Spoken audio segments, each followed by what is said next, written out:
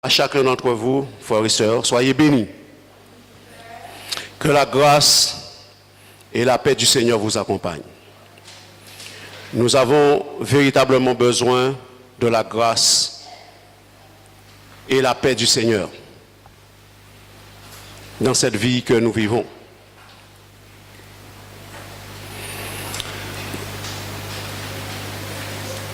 Vous savez, bien-aimés,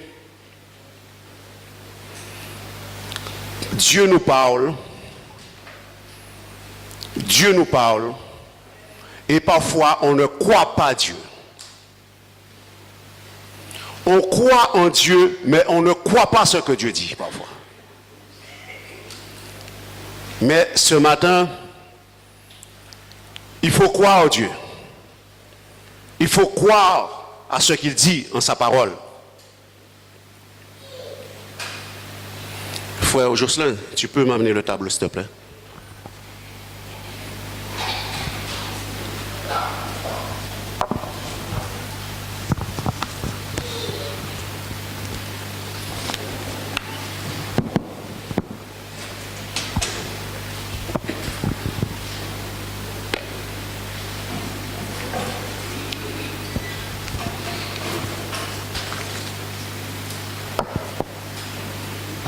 Merci. Voilà. La semaine dernière, j'ai parlé de sanctification. Je vais revenir ce matin.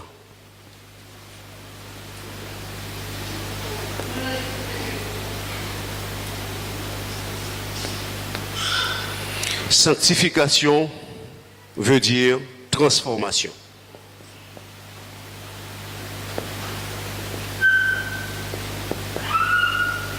Libération. Ou étant affranchi.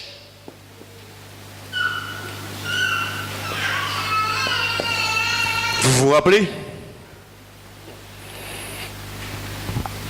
Je vais réitérer la même question que la semaine dernière. Où sont les saints du Seigneur ce matin? Levez la main et mettez-vous debout. Nous sommes sérieux devant Dieu ce matin. Et Dieu vous regarde, bien-aimés.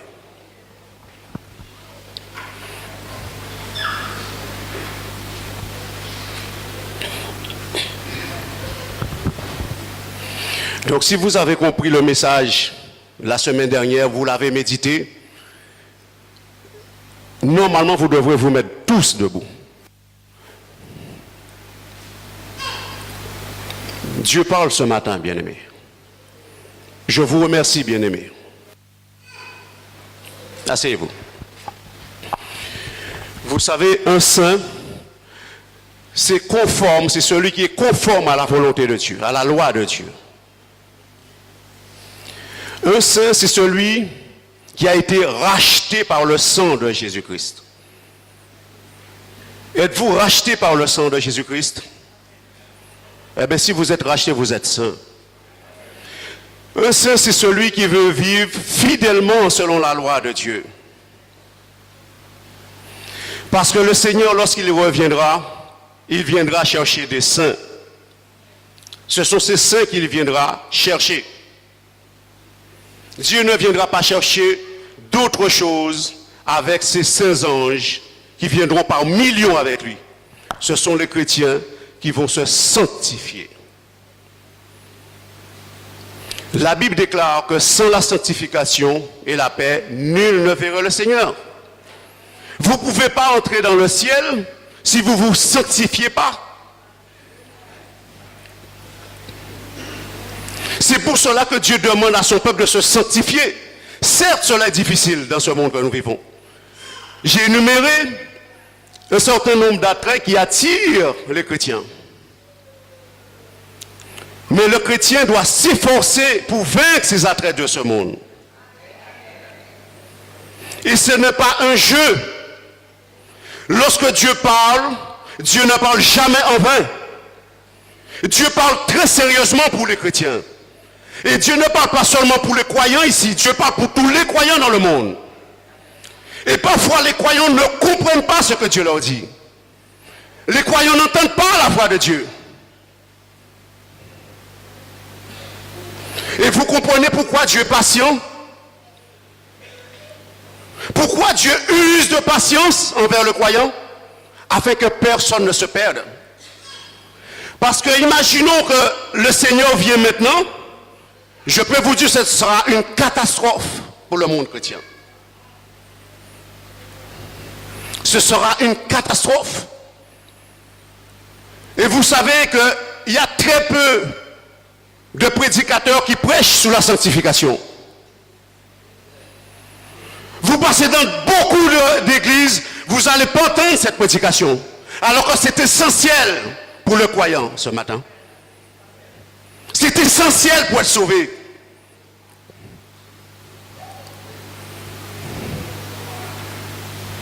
On ne peut pas jouer avec les choses de Dieu.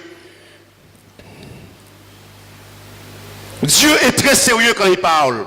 Dieu ne rigole pas quand il parle. Parce que Dieu n'est pas un homme. Dieu est Dieu. Parce qu'il y a beaucoup de croyants qui n'ont pas encore compris, lorsqu'ils lisent la parole de Dieu, ce sont les saintes écritures. Et c'est pour cela qu'il faut travailler pour être saint. Cela est difficile, je comprends. Mais il faut travailler pour cela. Ce que Dieu veut, c'est votre sanctification, pour vous et pour moi. Et il faut que nous soyons saints dans toute notre conduite. Ce n'est pas dans ce que nous voulons, mais dans toute notre attitude et nos comportements.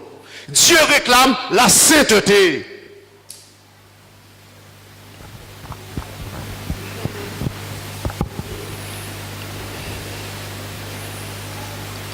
Le feu de Dieu est dans ses serviteurs dans les derniers temps.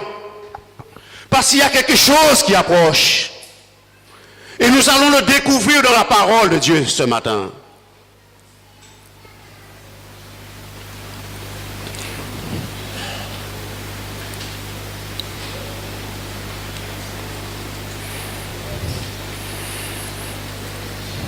Pour être digne, il faut être digne pour entrer dans le ciel, n'est-ce pas? Qu'est-ce que cela veut dire? Personne ne peut entrer dans le ciel s'il n'est pas digne.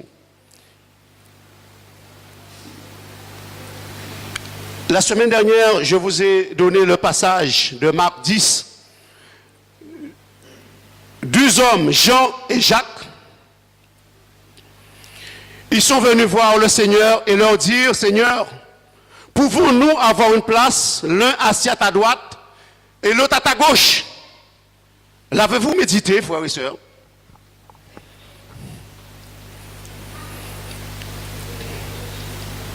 Nous allons le relire ce matin. Marc 10, verset 37.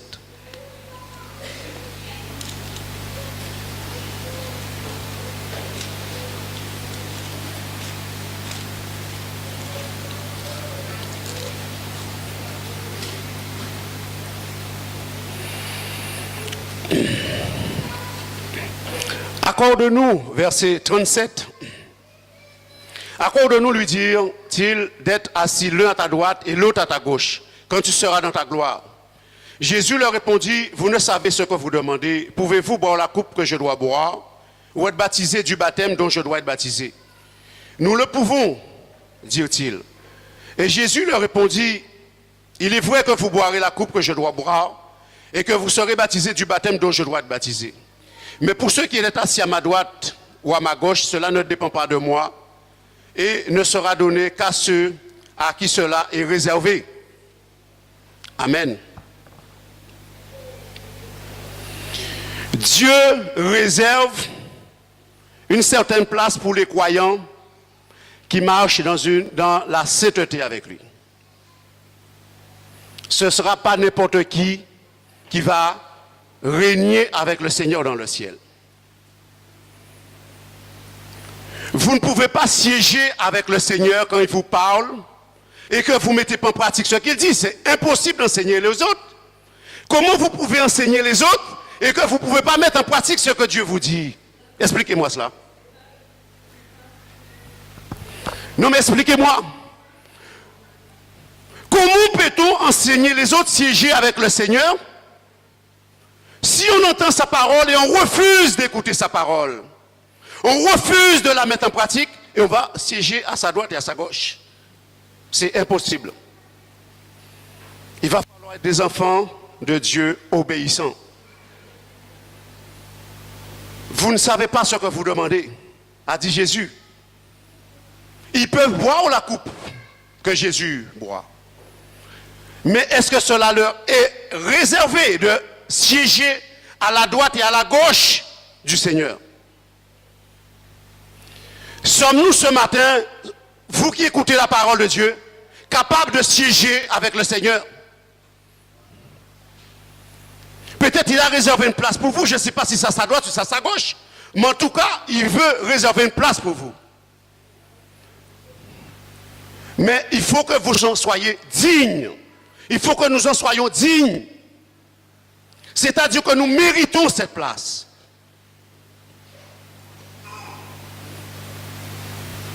Ce matin, j'aurais voulu sincèrement que Dieu parle à tous les croyants, non seulement ici en Guadeloupe, mais dans tous les lieux, pour qu'ils sachent qu'on ne peut pas rigoler.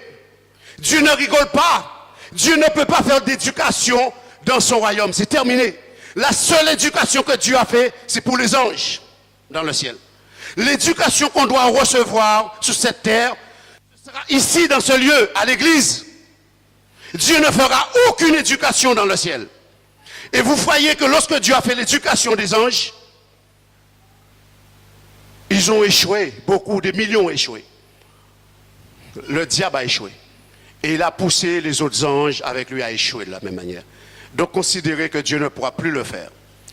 Ceux qui seront qualifiés sur cette terre, c'est à eux que Dieu décernera sa couronne pour pouvoir régner avec lui. Sommes-nous prêts, frères et sœurs? Je ne peux pas flatter, Dieu ne flatte personne.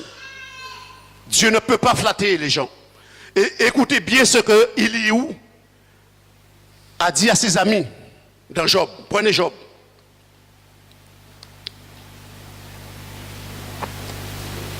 Prenons Job.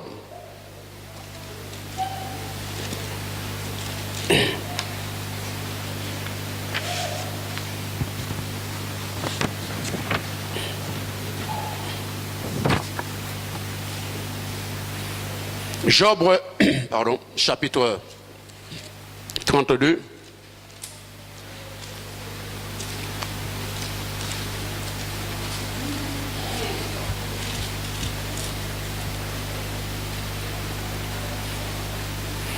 Je vais commencer à partir du verset 6. Élihu, fils de Barakel de Buz, prit la parole et dit: je suis jeune et vous êtes des vieillards. C'est pourquoi j'ai craint, j'ai redouté de vous faire connaître mon sentiment. Je disais à moi-même, les jours parleront, le grand nombre des années enseigneront la sagesse. Mais en réalité, dans l'homme, c'est l'esprit, le souffle du Tout-Puissant qui donne l'intelligence. Ce n'est pas l'âge qui procure la sagesse, ce n'est pas la vieillesse qui rend capable de juger. C'est pourquoi je dis, écoute, moi aussi j'exposerai ma pensée. J'ai attendu la fin de vos discours, j'ai suivi vos raisonnements, votre examen des paroles de Job. Je vous ai donné toute mon attention et voici aucun de vous ne l'a convaincu. Aucun n'a réfuté ses paroles. Ne dites pas cependant, en lui nous avons trouvé la sagesse. C'est Dieu qui peut le confondre, ce n'est pas un homme. Il ne s'est pas adressé directement à moi. Aussi lui répondrai-je tout autrement que vous. Ils ont peur, ils ne répondent plus, ils ont la parole coupée. J'ai attendu qu'ils aient fini leur discours, qu'ils s'arrêtent et ne sachent que répliquer. À mon tour, je vais répondre aussi. Je vais dire aussi ce que je pense, car je suis plein de paroles. L'esprit me presse au-dedans de moi. Au-dedans de moi, c'est comme un vin qui n'a pas d'issue, comme des outres neuves qui vont éclater. Je parlerai pour respirer à l'aise. J'ouvrirai mes lèvres et je répondrai. Je n'aurai point égard à l'apparence et je ne flatterai personne car je ne sais pas flatter. Mon Créateur m'enlèverait bien vite. Amen. Voyez-vous, Élihu devrait convaincre Job, parce que ses amis ne l'ont pas convaincu.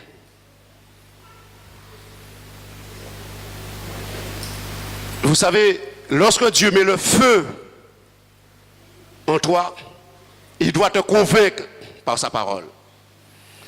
Et la parole de Dieu ne doit flatter personne. Dieu ne peut flatter personne. La parole de Dieu reste la parole de Dieu. Et chaque croyant doit se soumettre à ce que Dieu lui dit. Et comme j'ai dit la semaine dernière, quand on n'a pas créé de royaume, on ne peut pas faire ce qu'on veut, mais on doit s'efforcer de faire ce que Dieu nous demande pour rentrer dans ce royaume. Le jour que vous allez créer votre royaume, vous allez faire ce que vous voulez. Lorsque vous créez votre propre entreprise, vous faites ce que vous voulez en tant que patron et patronne. Dieu fait ce qu'il veut dans son royaume. Alors imaginons, quelqu'un vient, vous êtes tous des employeurs, quelqu'un vient vous voir, il sort de prison, mal coiffé, un visage complètement démonté, mal habillé. Il vous dit, mais vous ne pouvez pas m'embaucher, patron ou patronne. Qu'est-ce que vous allez faire? Je suis persuadé qu'il y a un doute qui va installer dans votre cœur. La personne sort de prison, il est mal coiffé, il est mal habillé, il vient vous demander du travail. Qu'allez-vous faire? Allez-vous l'embaucher? Vous allez hésiter, n'est-ce pas? Vous allez l'embaucher? Non. Parce que dans votre tête, il va produire un mauvais fruit dans votre entreprise.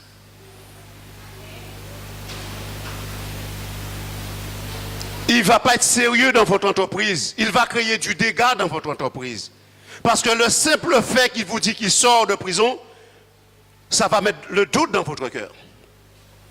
Tandis que si quelqu'un vient bien habillé, bien vêtu, alors là, vous êtes embauché tout de suite. Mettez-vous à la place de Dieu ce matin.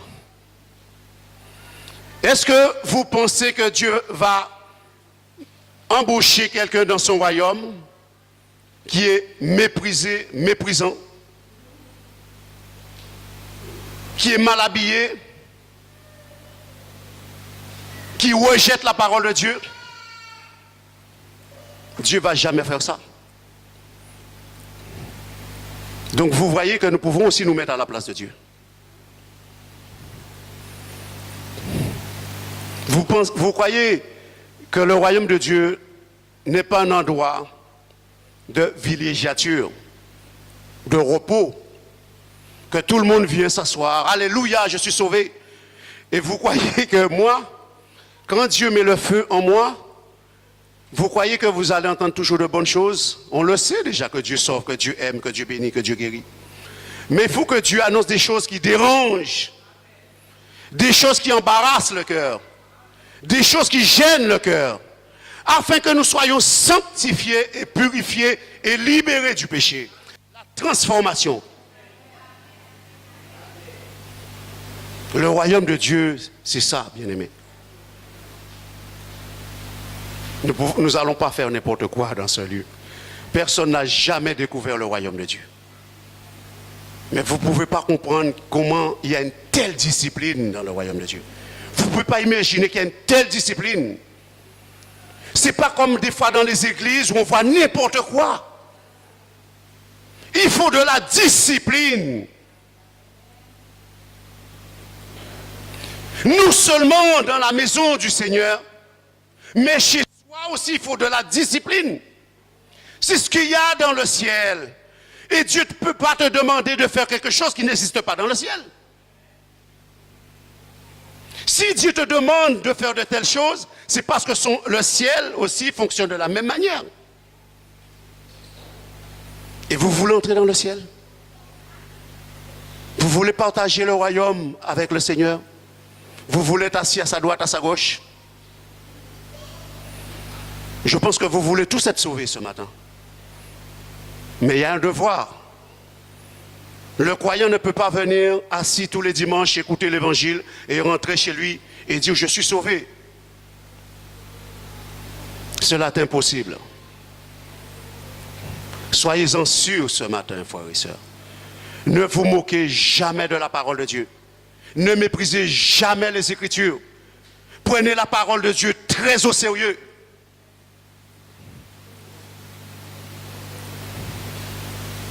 Trop de croyants se moquent de Dieu et de sa parole. Trop de croyants pensent que Dieu est tellement bon qu'il va tout laisser faire. C'est mal connaître le Créateur. C'est mal connaître le Créateur. Nous ne connaissons pas le monde des esprits. Mais nous allons le découvrir tout à l'heure, le monde des esprits. Parce que cela va nous dépasser.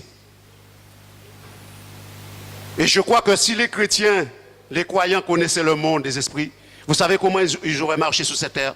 Avec tremblement et crainte devant le Seigneur. Et il n'y en a pas suffisamment de crainte et tremblement devant Dieu.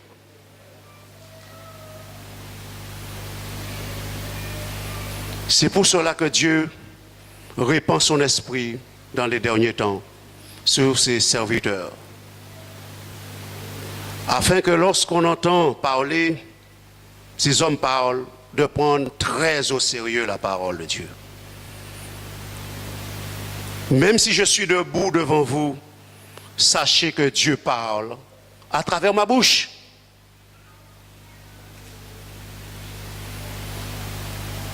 Les trois hommes devant Job n'ont pas pu le convaincre, n'ont pas pu réfuter les paroles de Job. Mais il faut que ce matin, Dieu vous convainque tous et toutes.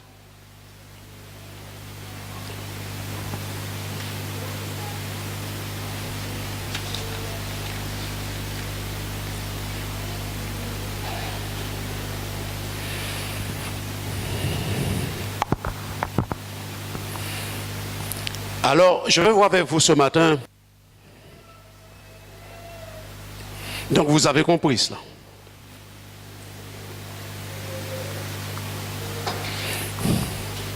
Mesdames, écoutez. Quelles sont les différentes caractéristiques d'un baratineur, d'un séducteur? Comment? Amen. Un baratineur utilise des mensonges.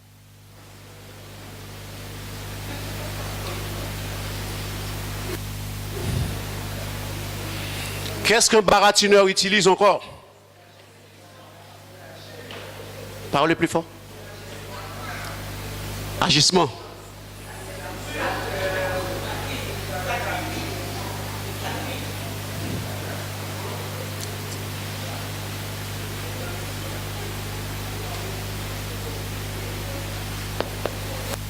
Quoi d'autre? Super. Je vais revenir tout à l'heure. C'est très important ça. Le charme ou encore l'enchantement. C'est très important.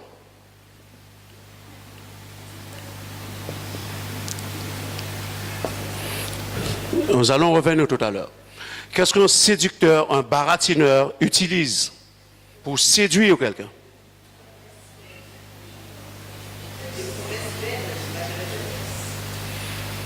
Bon, on peut mettre, oui, mensonge. Oui, les mensonges. Oui, la ruse. Comment? Oui. Oui, à la manipulation.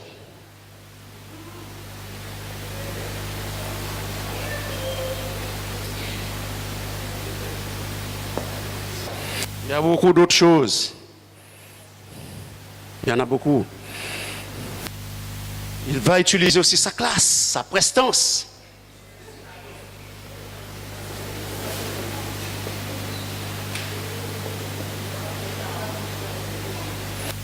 Il va utiliser encore quoi? Il va vous complimenter, n'est-ce pas?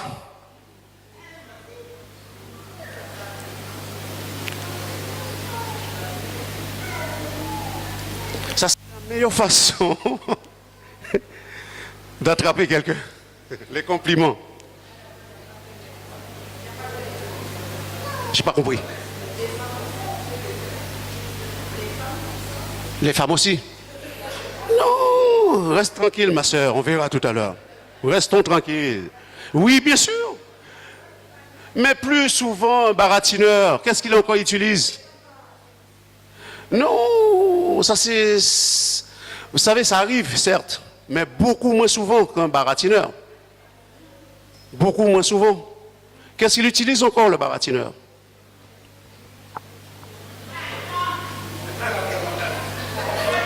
Comment? Il va utiliser la tromperie.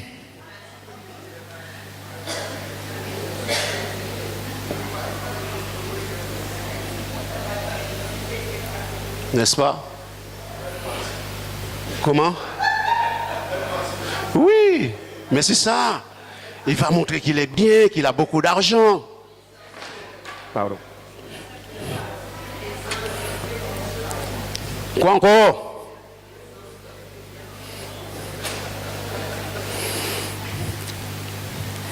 La gentillesse.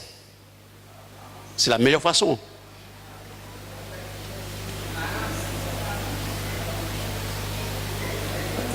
La galanterie.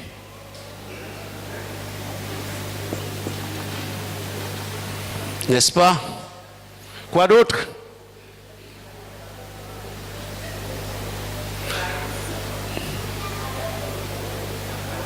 L'apparence. Ça c'est bien aussi, oui. Ça c'est vrai. L'apparence, c'est vrai.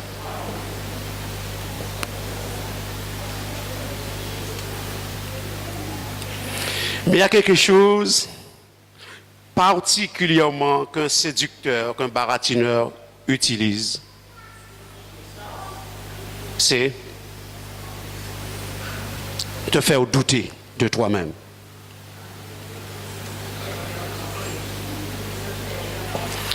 Si tu doutes de toi, tu ne sais pas qui tu es, tu chutes. Amen. Tu chutes si tu doutes de toi. Ça, c'est le travail d'un baratineur qui utilise des baratins.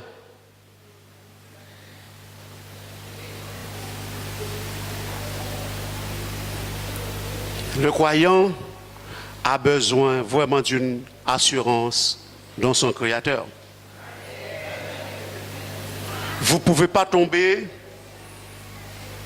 dans les bras de baratineur.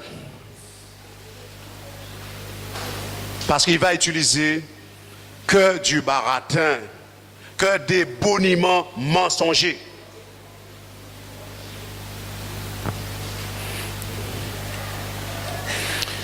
Donc, vous comprenez cela, ça c'est sur le plan humain. Nous allons voir sur le plan spirituel maintenant.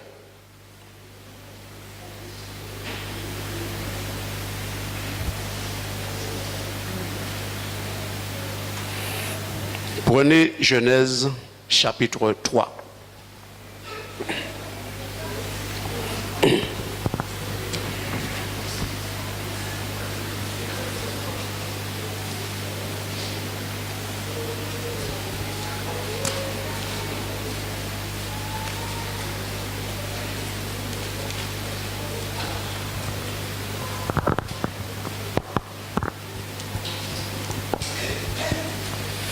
Verset 1.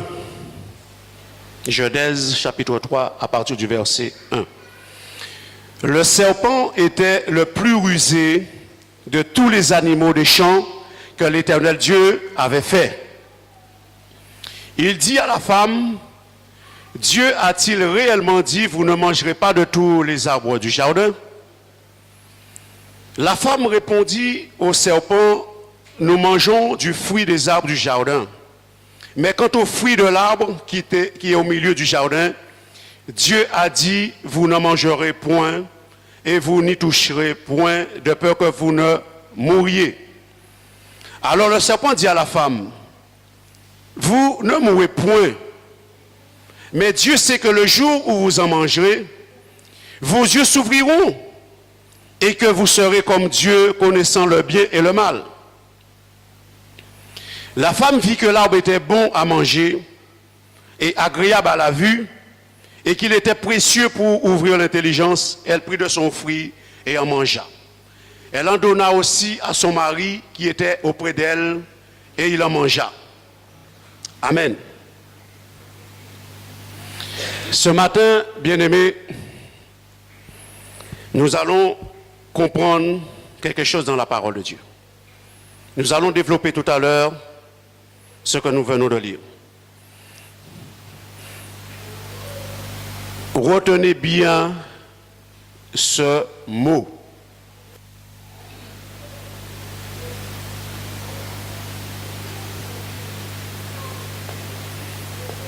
La naïveté.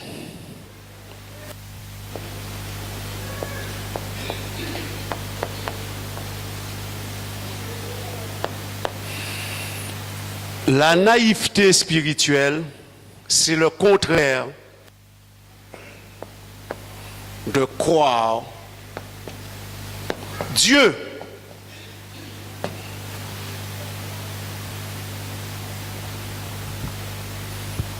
On ne croit pas Dieu bien souvent.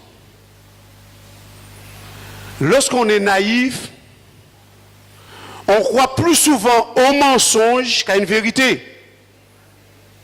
La naïveté spirituelle, c'est croire au mensonge qui provient du diable, qu'au lieu de croire à la vérité que Dieu nous dit.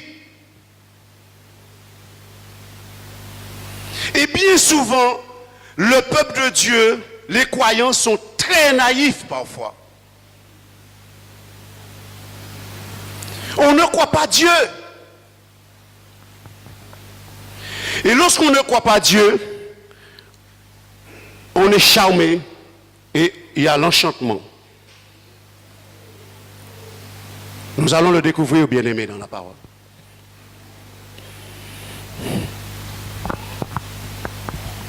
Le serpent était le plus rusé de tous les animaux des champs. Et pourtant, la Bible dit que tout ce que Dieu fit était très bon. Mais dans un animal particulier, il y avait la ruse, la tromperie. Alors, le séducteur, le baratineur aborde toujours quelqu'un. Il ne va pas attendre que tu sois là, que tu fais rien, que tu viennes l'aborder, il viendra toujours t'aborder. Comment le serpent savait que Dieu avait réellement dit que vous ne mangerez pas de tous les arbres du jardin? Il faut être naïf pour croire, pour parler avec un animal. Je connais deux personnages qui ont discuté avec deux animaux. Il s'agit de Balaam avec son ânesse et Ève avec le serpent. Imaginons que moi, je suis ici, je vois un chien à l'extérieur. Il m'appelle, Anatole, ouvre-moi la porte, ouvre-moi la porte. Vous croyez que je vais courir ouvrir un chien? Moi, j'ai jamais entendu un chien parler. J'ai jamais entendu un animal parler. Comment se fait-il un individu puisse discuter avec un animal? Quelle naïveté! Mais moi, si j'étais à la place d'Ève, j'aurais couru vers mon mari et lui demander est-ce que c'est normal que je puisse parler avec un serpent? Ce n'était pas le cas. Et elle a continué la discussion avec le serpent, comme si rien n'était. Ça s'appelle de la naïveté spirituelle. Et vous savez, lorsqu'on se prend au jeu, d'un baratineur, on discute, on continue la discussion. Et on se laisse parfois avoir parce qu'on ne sait pas mettre un terme à cette discussion. Et c'est ce qui arrive bien souvent à la majorité des croyants. Quand le diable leur parle, il ne s'est pas dit au diable, non, tais-toi, cela ne vient pas de Dieu. Et c'est pour cela que la Bible dit que l'homme doit vivre de toute parole qui sort de la bouche de Dieu. Pouvons-nous vivre de toute parole qui sort de la bouche de Dieu et dire au diable qu'il est écrit? C'est ce que nous ne savons pas faire bien souvent.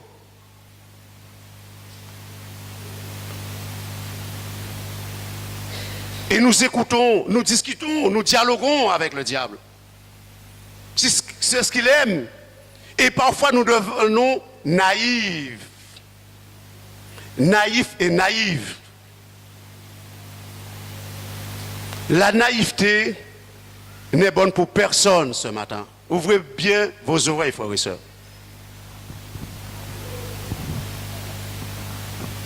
La femme continue à dialoguer avec le serpent, comme si c'était une personne. Nous mangeons du fruit des arbres du jardin, mais quant au fruit de l'arbre qui est au milieu du jardin, Dieu a dit, vous n'en mangerez point et vous ne toucherez point, de peur que vous ne mouriez.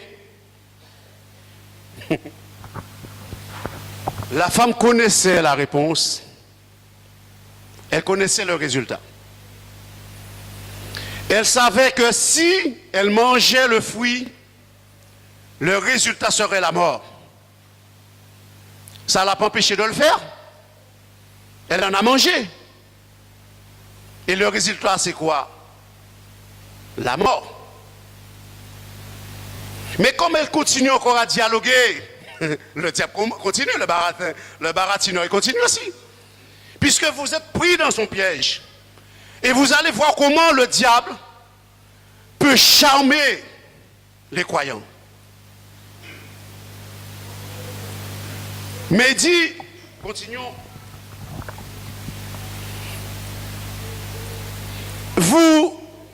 pardon.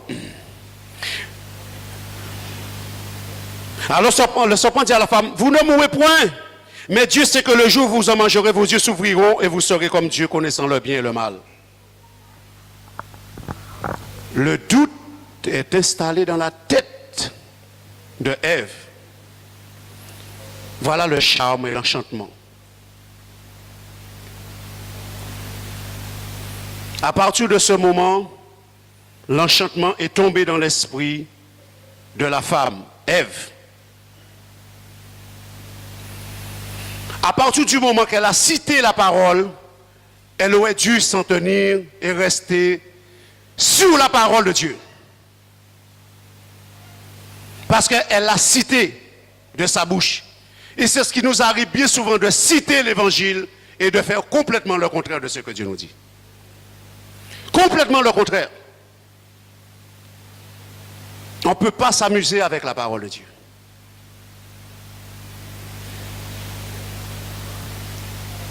Et voyez-vous, Ève, dans sa naïveté, s'est laissée atteindre dans son esprit. Ça s'appelle le voile de l'intelligence. Son intelligence s'est voilée, elle ne voyait plus clair. Elle ne voyait plus clair. Une seule chose qu'elle voyait, c'est que l'arbre était bon à manger, capable d'ouvrir l'intelligence. Et en même temps connaissant le bien et le mal. Lorsque l'esprit de croyant est voilé, il ne voit plus clair dans son esprit. Tu peux lui dire tout ce que tu veux, il ne voit plus clair. Cela s'appelle l'enchantement et le charme. Voilà pourquoi Dieu demande à un chrétien, un croyant de se consacrer, afin que son esprit, son intelligence ne soit plus voilée à travers les mensonges du diable.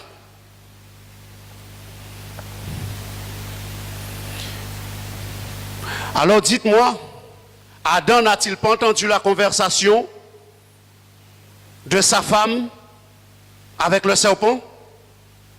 Où était-il alors? La Bible dit que elle vit que l'arbre était bon à manger, à ouvrir l'intelligence.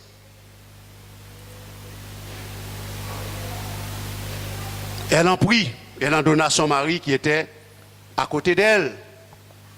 Adam ne s'est pas posé la question, mais Ève, je ne comprends pas, où as-tu pris ce fruit? Il me semble que c'est un fruit que je connais, que Dieu a interdit de manger. Mais d'où sort ce fruit? Il en est de même pour nous, frères et sœurs. Quand nous faisons quelque chose qui est contraire à la volonté de Dieu, nous devons aussi interroger notre conscience. Parce que notre conscience parle. Adam ne s'est pas posé la question. La Bible dit que Adam en a mangé. Et le résultat en a produit la mort.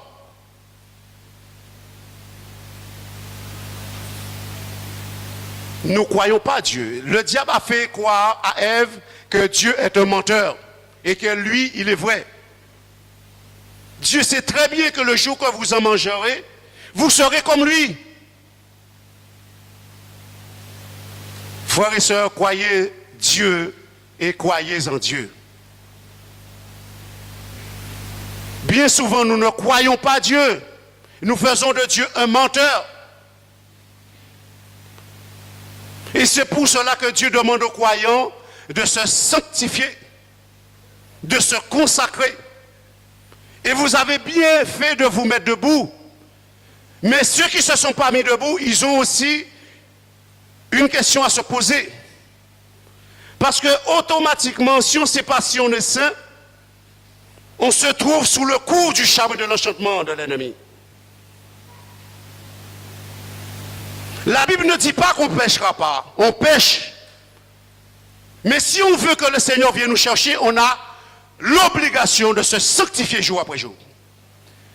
Parce que les Écritures disent que nous sommes des passagers sur la terre, des voyageurs. Et si nous sommes pris dans la séduction du diable, nous sommes morts, c'est terminé pour nous. C'est pour cela que le chrétien doit se sanctifier jour après jour. Prépare-toi à la rencontre de ton Dieu. Prépare-toi à la rencontre de ton Dieu. Tu ne sais pas quand est-ce que tu quitteras la terre. Moi, je ne sais pas quand est-ce que je vais quitter la terre. Mais en tous les cas, lorsque j'ai eu mon accident, j'ai levé mes yeux vers le ciel. Et j'ai dit, Seigneur, je suis innocent. Mon cœur est libre. Si tu me prends aujourd'hui, je suis libre dans mon cœur. Je suis innocent. Il faut que les croyants sachent que s'ils quittent la terre, il faut qu'ils soient innocents, irréprochables devant Dieu. Et c'est pour cela que Pierre nous exhorte à être irréprochables dans la sainteté et dans la paix. Parce que nous pouvons être là aujourd'hui, demain, nous ne savons pas ce qui peut nous arriver. Vous êtes d'accord avec moi? Nous pouvons aller nous coucher et ne pas nous réveiller. Parce que nous ne détenons pas notre souffle. C'est Dieu qui tient notre souffle dans sa main.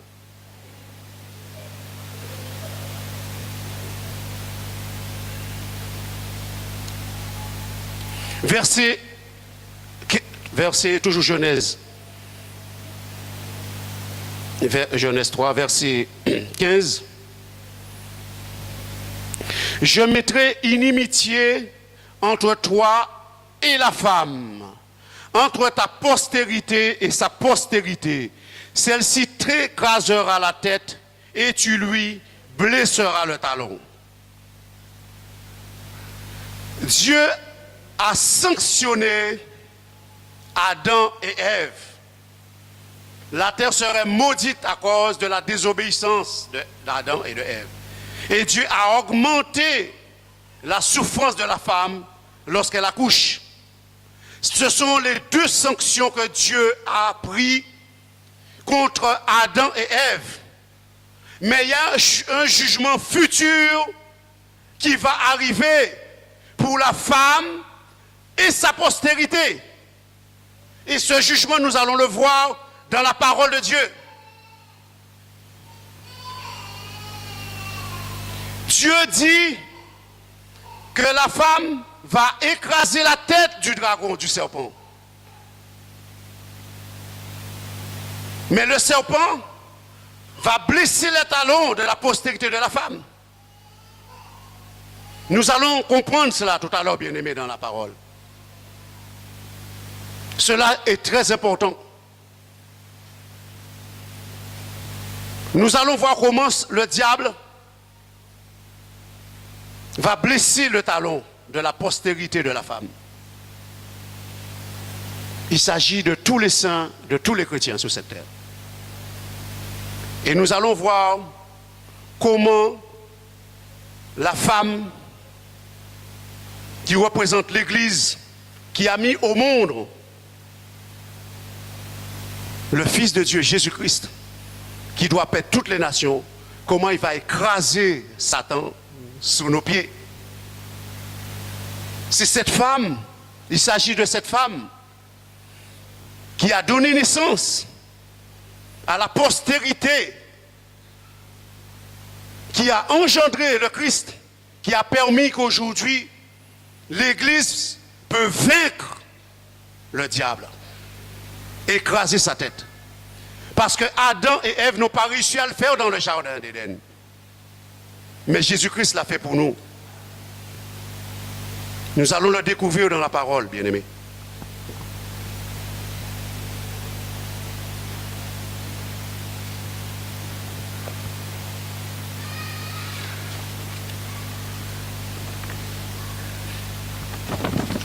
Vous comprenez pourquoi l'apôtre Paul a dit dans 2 Corinthiens 11, comprenez bien cette parole. 2 Corinthiens 11, je vais lire aussi avec vous.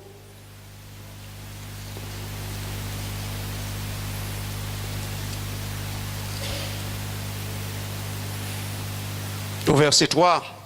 Toutefois, de même que le serpent séduisit Ève par sa ruse, je crains que vos pensées ne se corrompent et ne se détournent de la simplicité à l'égard de Christ. Que nos pensées ne se corrompent. Que Dieu nous garde, que Satan ne corrompe nos pensées, bien-aimés. Parce qu'une fois que Satan corrompt nos pensées, on ne voit plus clair. On est dans un charme, on est dans un enchantement.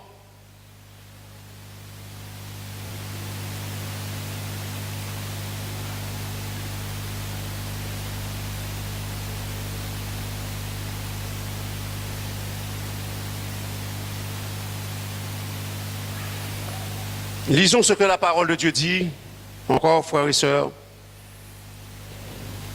dans 1 Timothée. Prenez très au sérieux la parole de Dieu, frères et sœurs.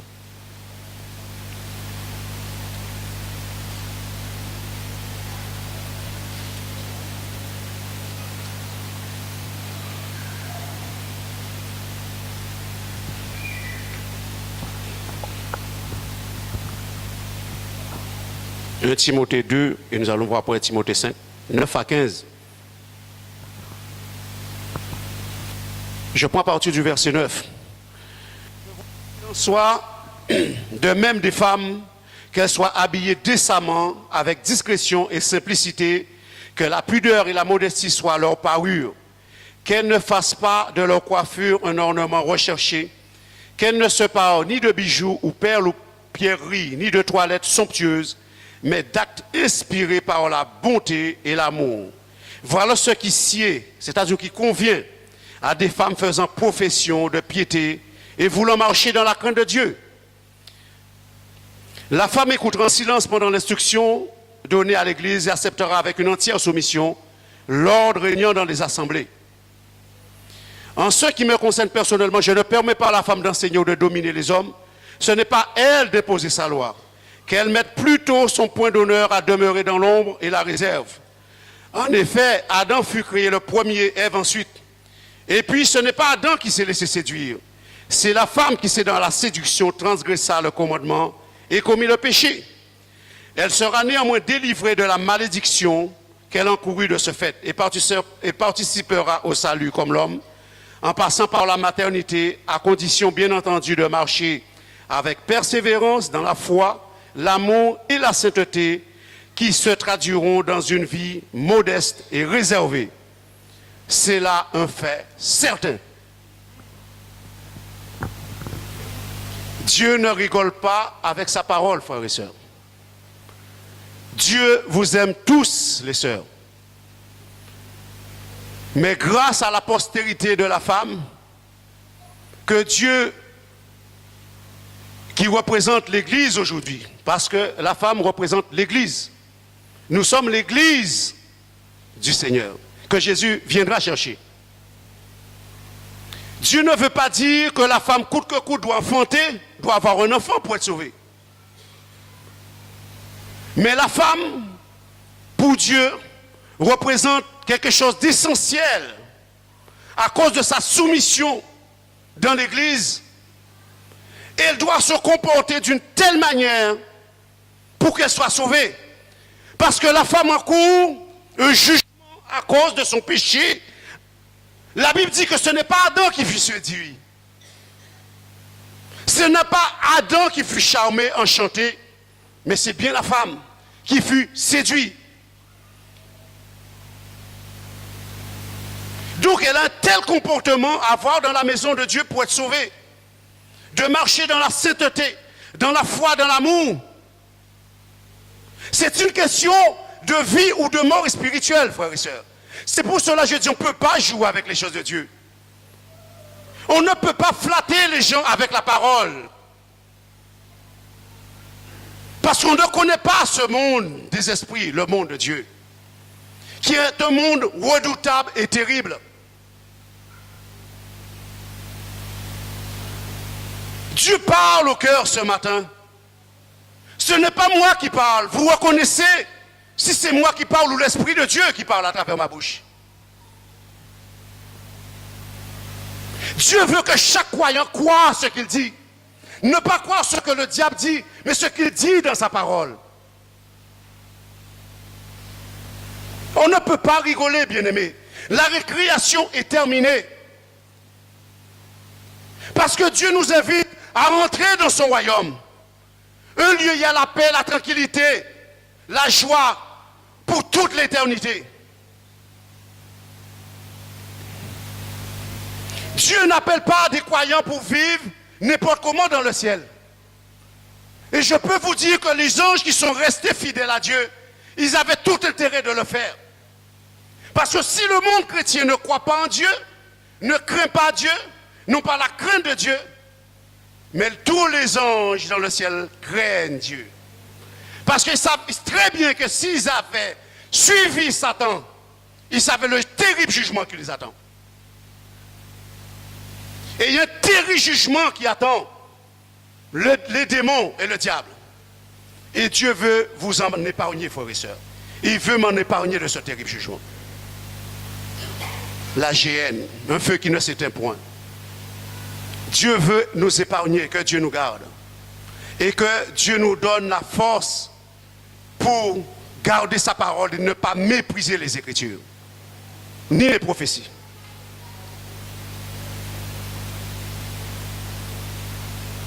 Dieu sait que nous sommes poussière et ça fera mal à Dieu de voir que la poussière va être dans l'éternité dans la géhenne.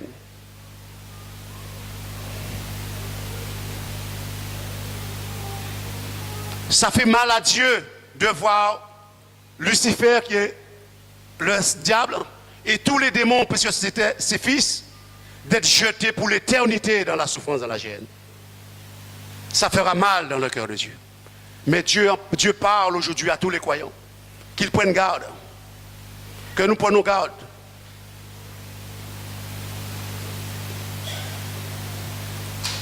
La voix de Dieu ce matin est très solennelle. Que nous puissions écouter cette voix, bien-aimés. Ça fait plusieurs mois que ce passage me trotte dans l'esprit, Mais il fallait le dire. Lorsque je me lève, cette parole est en train de traverser mon esprit en permanence.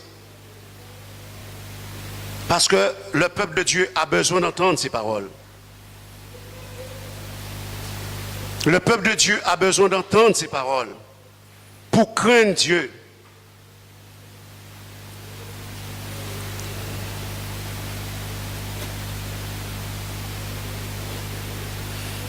Il ne faut pas que le peuple de Dieu se radicalise. Lorsque le peuple de Dieu entend la parole de Dieu, ne vous radicalisez surtout pas. Je vous en supplie, frères et sœurs. Pas radicaliser, on peut toujours dire ça. Parole à bon Dieu, non.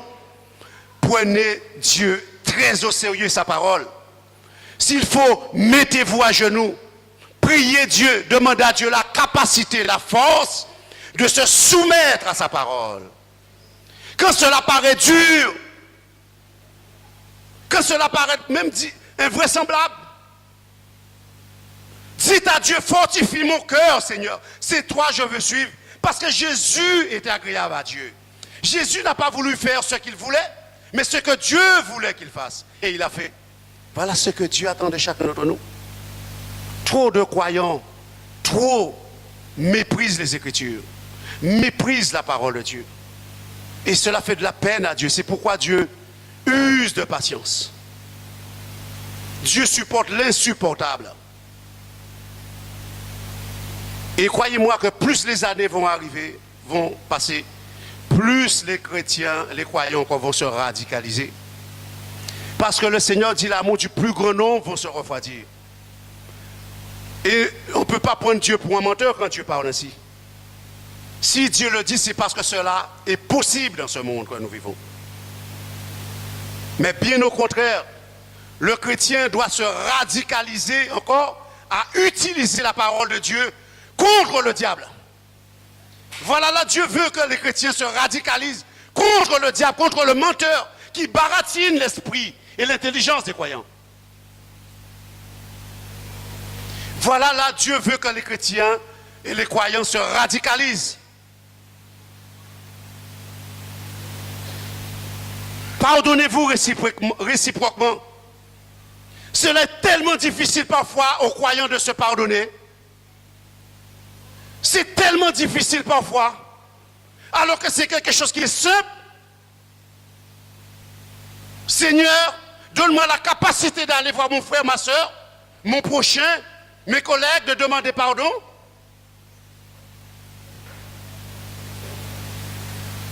Jésus nous a pardonné, pourquoi on ne peut pas pardonner? Qu'est-ce qui est compliqué? Vous ne pensez pas que Dieu va tirer vengeance de ces choses? Quand il dit que je vous ai pardonné et que vous-même vous ne voulez pas pardonner, Dieu ne va pas tirer vengeance de ces choses. Pardonnez-vous réciproquement. Excuse-moi mon frère, excuse-moi. Moi j'ai déjà demandé pardon à ma famille. Je demande pardon aussi à Dieu. Je demande pardon à ma mère parfois. Ça m'arrive des fois d'être un peu énervé après ma mère parce que je m'occupe d'elle, mais je sens que des fois c'est difficile parce que je suis un homme, mais je fais beaucoup pour elle, mais ça me fatigue aussi. Mais elle me demande encore davantage. Mais je sais quand j'ai été trop loin, je demande aussi pardon à ma mère. Demandez-vous pardon aux uns aux autres, frères et sœurs. Demandez-vous pardon à vos enfants. Vos enfants vous demandent pardon. Vous demandez pardon les uns les autres. C'est ça aussi la sainteté. Cela fait partie de la sainteté. Il faut qu'on sorte dans la naïveté spirituelle et croire au Dieu, frères et sœurs.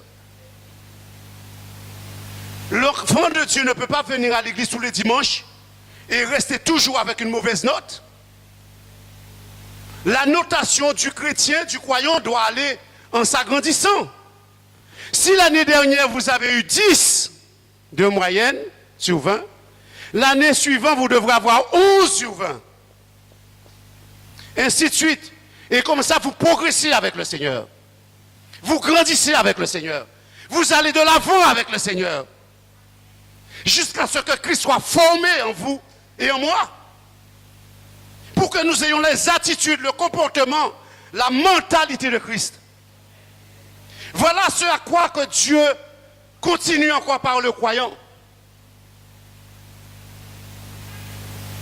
Dieu est patient, frères et sœurs. Mais la patience de Dieu pour notre salut. Dieu veut que chaque croyant aille en progressant. Parce que si le croyant, cette année, il a 10 de moyenne, il revient avec un 8 de moyenne. Va-t-il changer de classe? Mais il n'aura jamais le bac avec le Seigneur. Il n'aura jamais son bac. Il n'aura jamais son bac, il n'aura jamais son diplôme. Nous allons avancer, l'heure passe vite. Nous allons voir quelque chose encore bien.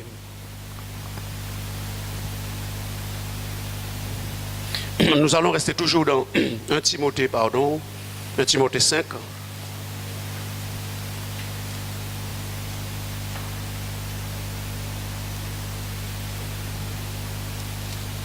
Timothée 5.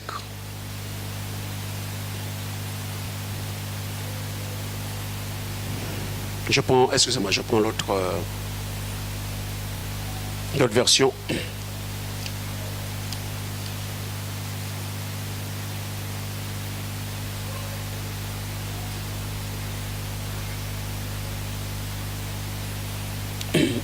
Timothée 5, verset.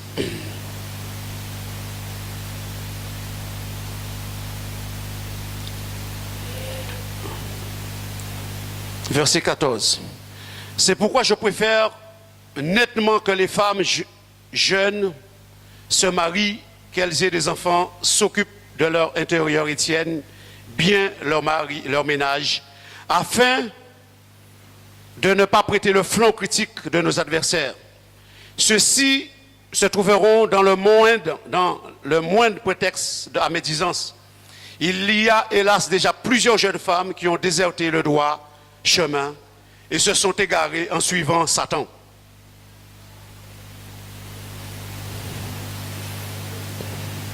Frères et sœurs,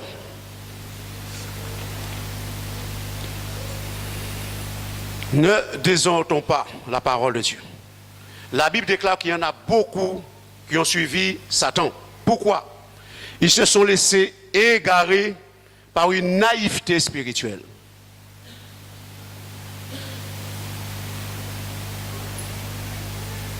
Le temps passe vite, je ne vais pas m'étendre là-dessus.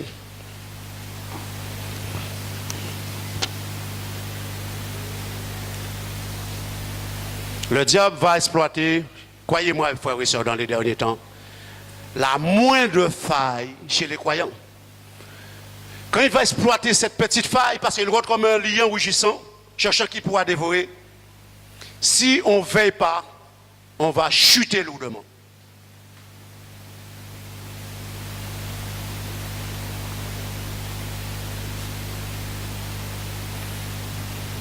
Prenons Daniel chapitre 7.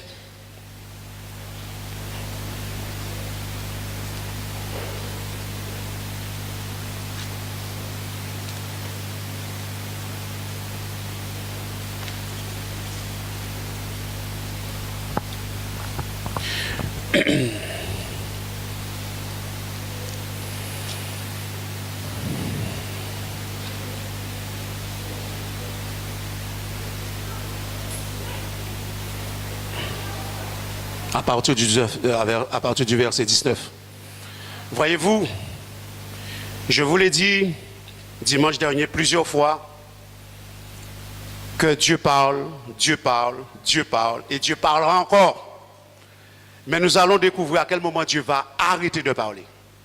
Soyez attentifs, frères et sœurs.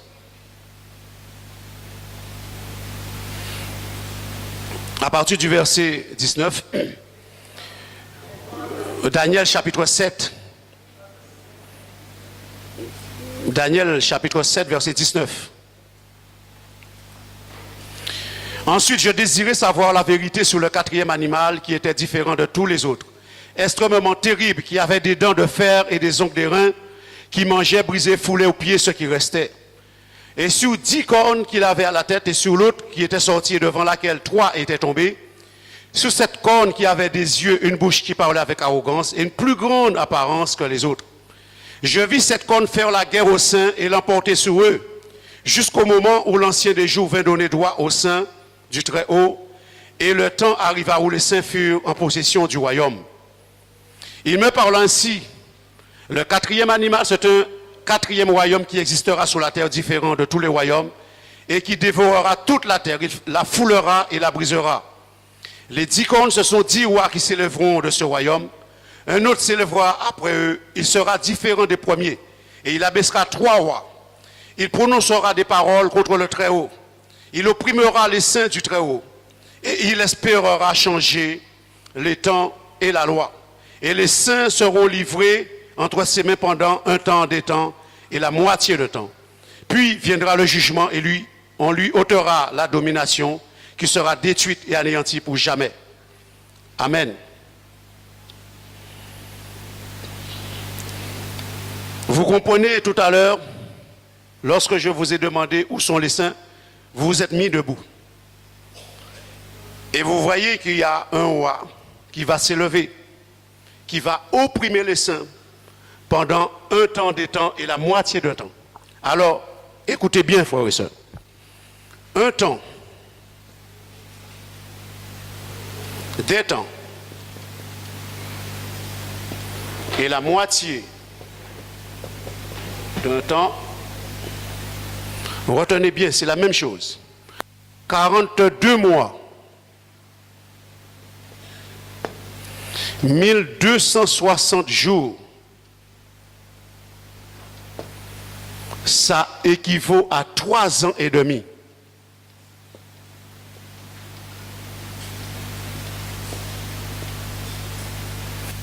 3 ans et 6 mois de persécution pour les croyants et les saints. Prenez cet avertissement très au sérieux. C'est la même chose, vous pouvez le calculer, 42 mois, 1260 jours, un temps des temps et la moitié d'un temps. Ça équivaut à 3 ans et demi. Rappelez-vous ce que Dieu a dit. Le jugement va commencer d'abord par sa propre maison. Si le jugement commence par la maison de Dieu, qu'en est-il pour ceux qui ne croient pas en l'évangile? Dieu a partagé la tribulation en 2 phases. Une phase pour les croyants qui sont saints et une autre phase pour le monde qui sera terrible pour le monde. Mais encore ça risque d'être terrible aussi pour les croyants.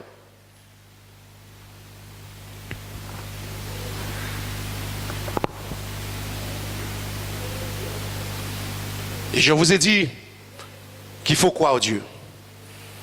Lorsque Moïse envoyait les 12 espions dans le pays de Canaan, espionner ce qui se passe dans le pays, il n'y en a que 2 personnes qui ont cru Dieu. Même le peuple de Dieu ne l'a pas cru. Si j'avais plus de temps, j'aurais vu avec vous, mais je pense qu'on le verra prochainement. C'est Caleb et Josué qui ont cru. Lorsque le peuple s'est mis à murmurer, à crier, ils n'ont pas cru Dieu. Parce que Dieu leur a promis un pays où coule le lait et le miel. Si Dieu nous parle, nous dit quelque chose, il faut le croire. Ils n'ont pas cru. Ils n'ont pas cru. Dieu ne peut pas te parler, te dire quelque chose et que tu ne veux pas le croire. Il t'a dit que tu vas entrer dans un pays où coule le lait et le miel. Et c'est pour cela que nous sommes dans le dernier temps où beaucoup de croyants ne vont plus croire en Dieu. Je l'ai déjà dit.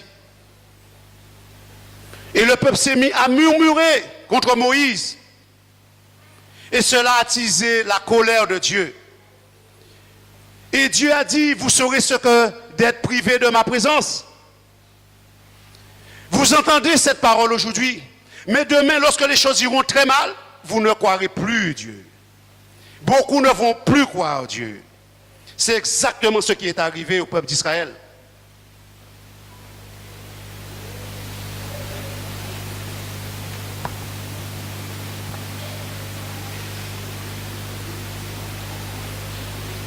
Apocalypse 12.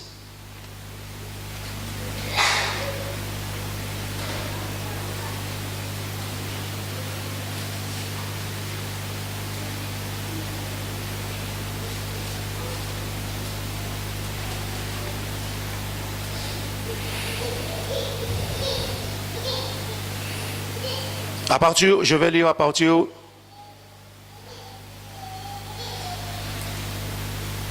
du verset 4. Enfin, fin du verset 4. Le dragon se tint devant la femme qui allait enfanter afin de dévorer son enfant lorsqu'elle aura enfanté. Elle enfanta un fils qui doit paître toutes les nations avec une verge de fer. Et son enfant fut enlevé vers Dieu et vers son trône. Et la femme s'enfuit dans le désert où elle avait un lieu préparé par Dieu afin d'y être nourrie pendant 1260 jours. Je l'ai marqué, pendant 3 ans et demi. Verset 7. Il eut guerre dans le ciel. Michel et ses anges combattirent contre le dragon. Et le dragon et ses anges combattirent. Mais ils ne furent pas les plus forts. Et leur place ne fut plus trouvée dans le ciel.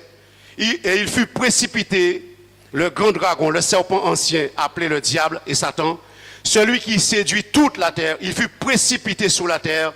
Et ses anges furent précipités avec lui. Et j'entendis dans le ciel une voix forte qui disait, maintenant le salut est arrivé. Ainsi que la puissance, le règne de notre Dieu et l'autorité de son Christ, car il a été précipité l'accusateur de nos frères, celui qui accusait devant Dieu jour et nuit. Ils l'ont vaincu à cause du sang de l'agneau et à cause de la parole de leur témoignage. Ils n'ont pas aimé leur vie jusqu'à craindre la mort. C'est pourquoi réjouissez-vous, cieux, et vous qui habitez dans les cieux. Malheur à la terre et à la mer, car le diable est descendu vers vous, animé d'une grande colère, sachant qu'il a peu de temps.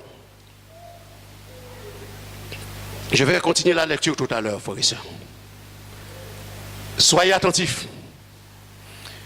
Je vous ai parlé tout à l'heure de la postérité de la femme Ève qui devrait écraser le talon du dragon, du diable, et que la femme devrait écraser la tête du serpent. Voyez-vous, cette femme dont Dieu parle, il s'agit des croyants et des saints qui sont morts. Le diable va les attaquer. Réfléchissez bien à ce que je vous dis. Dieu donne du champ aujourd'hui au diable de faire beaucoup de choses. 1260 jours est égal à un temps des temps et la moitié d'un temps. Les saints qui sont morts ne sont pas encore dans le ciel. Et nous allons découvrir comment Dieu le diable va secouer ce monde. Les saints qui sont dans le ciel. Puisque Jésus n'est pas venu encore les chercher. Vous êtes d'accord avec moi? Et nous allons comprendre quelque chose que Dieu dit, que nous devons prêter très attention.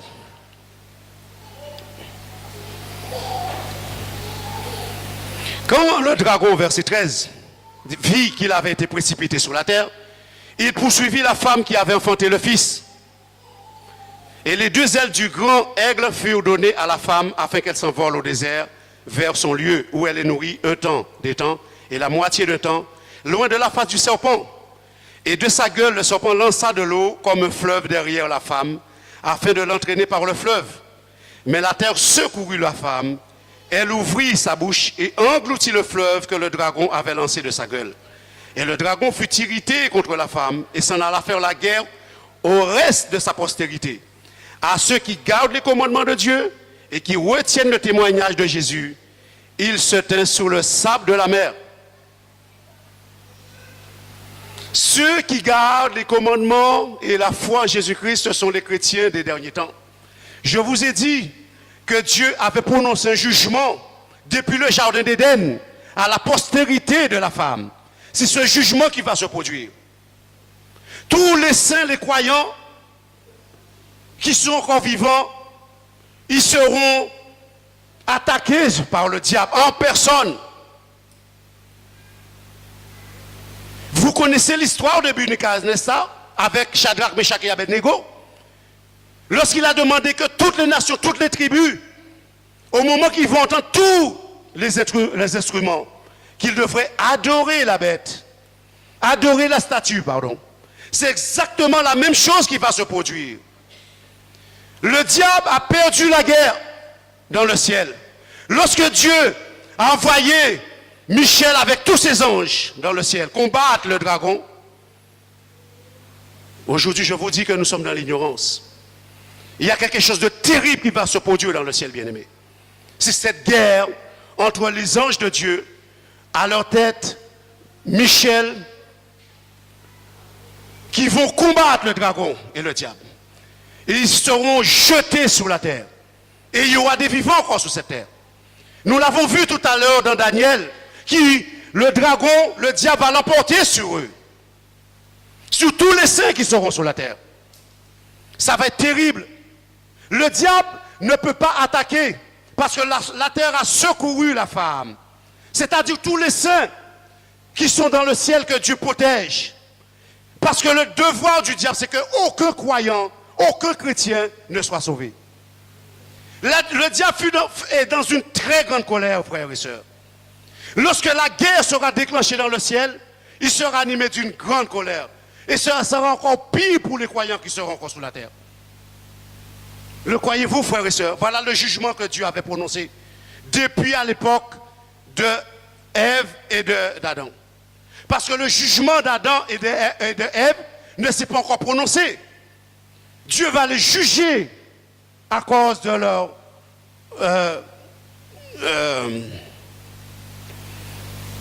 désobéissance. À cause de leur désobéissance, Dieu va les juger. Et Dieu va juger son peuple des derniers temps. Pendant 3 ans et demi. Il faut tenir ce coup. Il faut tenir. Et c'est pour cela que Dieu dit, priez en tout temps afin que vous ayez la force d'échapper à toutes ces choses qui vont se produire sur la terre. Quelles sont les choses qui vont se produire sur la terre? Ce sont les attaques terribles du diable contre les saints et l'emporter sur eux pendant 3 ans et demi. Si ces jours n'étaient pas abrégés, personne ne serait sauvé. Si le Seigneur avait prolongé au-delà des 3 ans et demi, personne ne serait sauvé. Beaucoup de croyants auraient craqué. Parce que la Bible dit que beaucoup vont succomber. Beaucoup de croyants vont succomber à cause de l'attaque du diable. Ils vont se trahir les uns les autres. Pourquoi Dieu demande de se consacrer? Pourquoi il dit que le temps que nous avons de chercher sa face pendant qu'il s'y trouve? Le croyant ne peut plus dormir aujourd'hui. Je vous ai dit la dernière fois, dimanche dernier, tous les attraits de ce monde qui nous empêchent de se consacrer. Mais il est temps que nous prenions conscience de cela et de mettre de côté les attraits de ce monde. C'est pour cela que j'ai apporté ce message avant de porter ce deuxième message. Dieu parle ce matin. Vous entendez la voix de Dieu ce matin? Vous entendez la voix du Seigneur ce matin? Amen.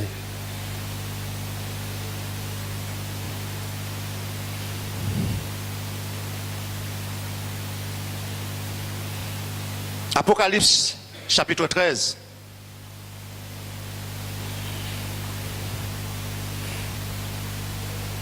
Puis je vis monter de la mer une bête qui avait 10 cornes et 7 têtes, et sur ses cornes 10 diadèmes, et sur ses têtes des noms de blasphème. La bête que je vis était semblable à un léopard, ses pieds étaient comme ceux de nous, et sa gueule comme une gueule de lion. Le dragon lui donna sa puissance, son trône et une grande autorité. Et je vis l'une de ses têtes comme blessée à mort, mais sa blessure mortelle fut guérie, remplie d'admiration. La terre entière suivit la bête. Et ils adorèrent le dragon parce qu'il avait donné l'autorité à la bête. Ils adorèrent la bête en disant qui est semblable à la bête et qui peut combattre contre elle. Il lui fit donner une bouche qui proférait des paroles arrogantes et des blasphèmes. Il lui fit donner le pouvoir d'agir pendant 42 mois. Et elle ouvrit sa bouche pour proférer des blasphèmes contre Dieu, pour blasphémer son nom, son tabernacle et ceux qui habitent dans le ciel. Il lui fit donner de faire la guerre aux saints et de les vaincre. Il lui fit donner autorité sur toute tribu, tout peuple, toute langue et toute nation. Et tous les habitants de la terre l'adoreront, ceux dont le nom n'a pas été écrit dans le livre de vie de l'agneau qui a été immolé dès la fondation du monde. Si quelqu'un a des oreilles, qu'il entende Si quelqu'un est destiné à la captivité, il ira en captivité. Si quelqu'un tue par l'épée, il faut qu'il soit tué par l'épée. C'est ici la persévérance et la foi des saints. Amen. Vous comprenez comment ça va être terrible? Nous avons bien dit que nous sommes des saints. Si le Seigneur était venu avant chercher les saints, à qui cette parole s'adresse? Il s'agit bien des saints encore qui seront sur la terre. Voyez-vous que le diable n'a pas pu attraper les chrétiens, les saints, qui sont dans le ciel. Tous les disciples, les apôtres, les prophètes, parce qu'il les attaquait violemment. Et la Bible dit qu'il fut animé d'une grande colère contre les saints qui gardent le commandement et la foi en Jésus-Christ. Qui c'est sur la terre? C'est bien nous les croyants. Ce sont bien nous les croyants qui gardent les commandements de Dieu. Donc c'est lui qui va attaquer. Et nous avons besoin d'attacher solidement nos ceintures. C'est ici la foi et la persévérance. Pendant 3 ans et demi, 1260 jours, 42 mois, un temps des temps. 3 ans et demi. C'est ici la persévérance. Il va falloir persévérer dans cette attaque. Donc le monde, les chrétiens, les croyants ne peuvent plus jouer. C'est bien à nous, les derniers temps, que cela s'adresse, que Dieu avait prophétisé depuis la Genèse, que le diable va blesser le talon de la femme, de sa postérité. Et que Jésus-Christ, à cause de la femme qui a mis au monde Jésus-Christ, il va venir pour donner droit au sein, pour écraser le diable sous nos pieds. Mais pourvu que nous puissions triompher, tenir jusqu'à 1260 jours, 42 mois, un temps des temps et la moitié de temps. Nous allons conclure, frères et sœurs.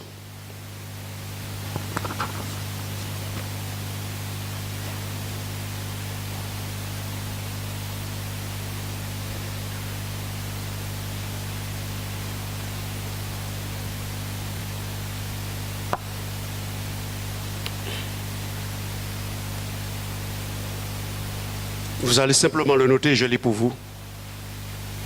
Romains chapitre 12, verset 1. Verset 1 à 12.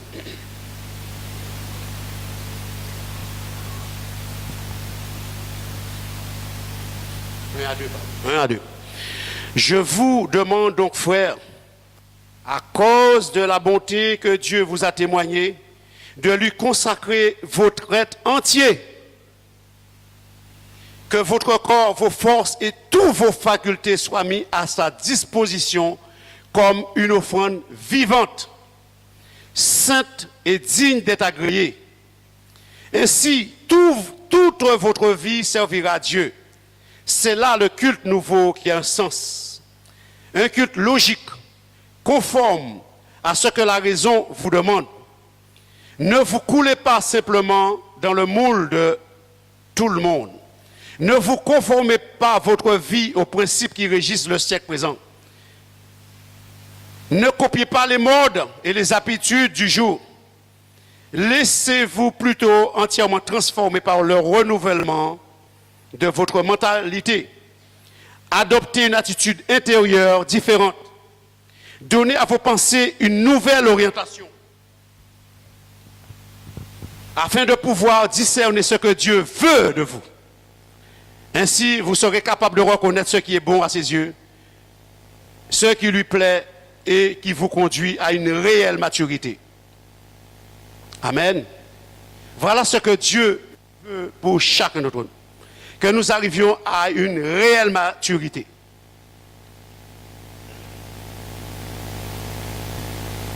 Et la transformation de notre intelligence. De ne pas se conformer au monde. De se préparer. Alors, frères et sœurs, ne croyez plus aux mensonges du baratineur. Devenons des enfants de Dieu qui aiment s'humilier devant Dieu, en demandant à Dieu de briser notre joug, notre orgueil. le voile que le diable met dans notre intelligence et dans nos yeux, que nous puissions prier Dieu de le détruire. Le baratineur ne peut pas continuer encore à nous aveugler comme Ève, de corrompre nos pensées. Cela sera préjudiciable pour chacun d'entre nous, frères et sœurs. Que Dieu nous aide à briser ce mal qui est en nous, l'orgueil. C'est un très grand mal. Que Dieu nous aide à nous préparer pour un voyage éternel dans le royaume des saints. Alors nous en serons dignes. Sachez une chose, cette Bible disparaîtra et toute cette écriture dès lors que toute la parole de Dieu sera exécutée de A à Z, depuis la Genèse jusqu'à l'Apocalypse. Toute la parole de Dieu doit s'accomplir dans ce livre. Alors il va y avoir un monde nouveau. C'est le monde des saints qui va régner pour l'éternité dans le ciel avec le Seigneur. Soyons-en dignes. Que Dieu vous bénisse, frères et sœurs.